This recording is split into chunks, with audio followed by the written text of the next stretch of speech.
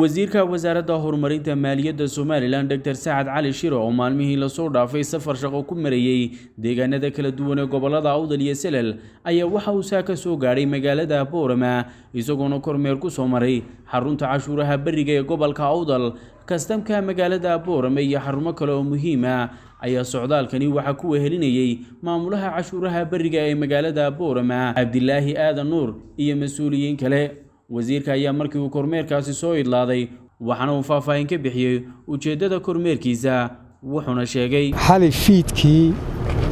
baan halkan ku nimi wafdi waxaana noo nimi kormeer waa kormeer ka mid ah kormeerada aanu had iyo jeer ku soo marro xafiisyada ujeedaduna waxa weeye inaanu u kuurgallo habu socodka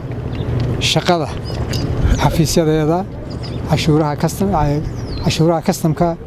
iyo cashuuraha berigaba dhaqangelinta miisaaniyadda habraaca dhaqangelinta nidaamka iswada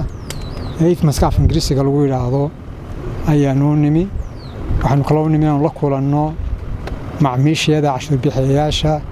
iyo hay-adaha kale ee gacanta naga siiya adeegga aan u xilsaarannahay waxaanu soo marray xafiiska cashuuraha beriga iyo xisaabaadka guud xafiiska kastamka iyo kastamyada aanu ku leenahay kontaroolada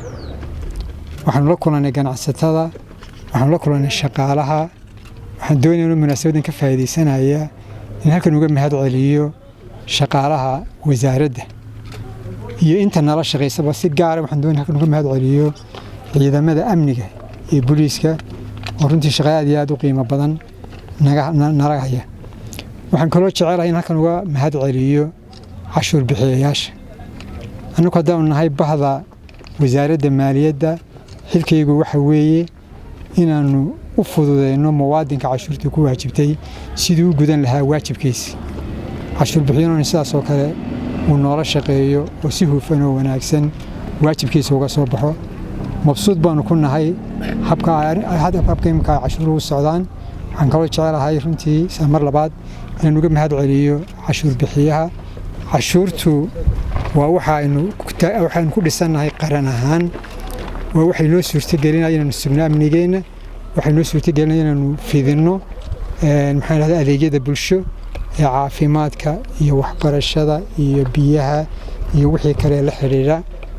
waajibkan saaran waxa weeye wixii aan dadka ka qaadno inaanu u xafidno sidii loogu talagalayna inaanu isticmaalo aad baa u mahadsantihiin wassalaamu calaykum